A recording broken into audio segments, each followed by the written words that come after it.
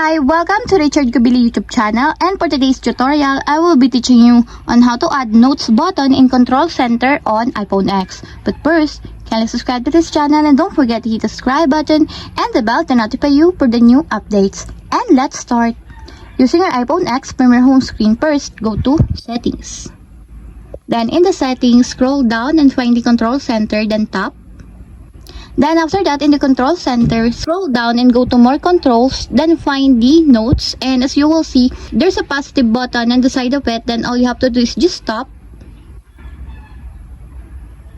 until it appears in your included controls. And if you want to check it, if it's already in your Control Center, just drag down the right side of your screen. And as you will see that the Notes button is already in your Control Center. And that's it. We have successfully added Notes button in Control Center on iPhone X. If you have a question, can you comment down below, and don't forget to hit the subscribe button and the bell to notify you for the new updates.